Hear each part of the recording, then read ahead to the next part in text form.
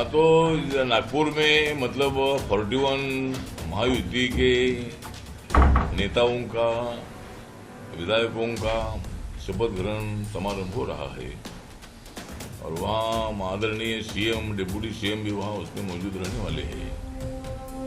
लेकिन मैं महायुति का एक मेंबर हूँ, लेकिन मुझे इसका निमंत्रण भी नहीं आया है। मतलब जब चुनाव आता है तो मुझे हर जगह पर ले जाते हैं, लेकिन जब अभी शपथ का टाइम है तो मुझे निमंत्रण भी आया नहीं है। और उसके बाद जिस तरह रिपब्लिकन पार्टी का एक अच्छा प्रदर्शन इलेक्शन में रहा, विधानसभा के इलेक्शन में जो बुद्धिस्ट समाज है, अम्बेडकरी समाज है, दलित समाज है, बड़ी संख्या में महायुति के साथ रहा। लोकसभा में मतलब थोड़ा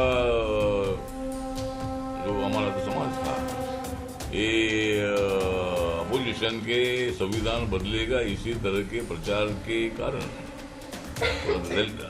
दलित समाज में थोड़ा गलतफहमी थी। लेकिन हमने पूरे समाज को समझाने का काम किया कि बाबा साहब का संविधान कोई बदल नहीं सकते हैं। बाबा साहब अम्बेडकर जी का संविधान सबके लिए है, हिंदू हो, मुसलमान हो, सिख हो, ईसाई हो, जैन हो, बुद्धिस्ट हो, सबके लिए संविधान है। तो फिर इस चुनाव में मतलब विधानसभा के चुनाव में पूरा अम्बेडकर समाज, बुद्धिस्ट समाज, दलित समाज बड़ी संख्या में महायुति के साथ रहा।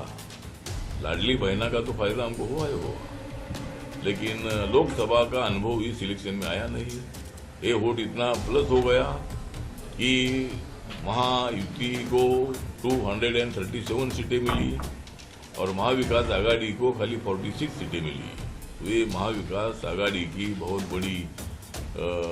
बड़ा मतलब उनका पराभव है। और इसी तरह मतलब लेकिन कई दिनों से रिपब्लिकन पार्टी को लोकसभा में भी टिकट एक भी जगह नहीं दी थी, विधानसभा में एक भी जगह नहीं थी। लेकिन आदरणीय देवेंद्र फडणवीस साहब से 8-10 बार हमारी बातचीत हुई और उन्होंने एक एमएलसी देने का वादा किया था और एक मंत्री पद देने का वादा किया था। लेकिन अभी जो मंत्रिमंडल विस्तार हो रहा है, इसमें रिपब्लिकन पार्टी का चेहरा नहीं दिख रहा है। 2.5 साल भी सरकार रही, उसमें भी रिपब्लिकन पार्टी का कोई भी मंत्री नहीं था। मुझे लगता है कि मेरे साथ गांव-गांव में मेरे पार्टी में लोग हैं, उनको कैसा मुंह दिखाओ, ये मेरे सामने सवाल है। जरूर माननीय मोदी साहब ने मुझे केंद्र में मंत्री पद पर मतलब बिठाया है, मुझे मंत्री पद दिया है। जिस कार्यकर्ताओं ने मुझे मंत्री पद तक पहुंचा है, उनको भी मतलब सत्ता की भागीदारी मिलनी चाहिए।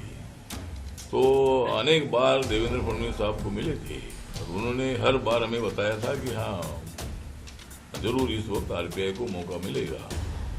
लेकिन कल तक हमने राह देखी, हमारा आरपीआई का मंत्री करने का कोई उधर से फोन आया नहीं हमको।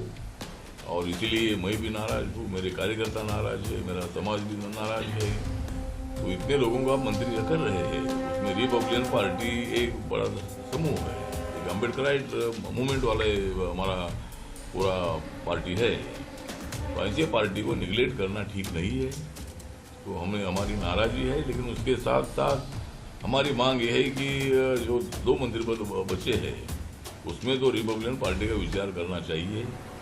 और महामंडल में और जिला तालुका की समितियां है, महापालिका इलेक्शन है, जिला पंचायत इलेक्शन है, उसमें भी रिपब्लिकन पार्टी को थोड़ा हिस्सा मिलना चाहिए, ये हमारी मांग है।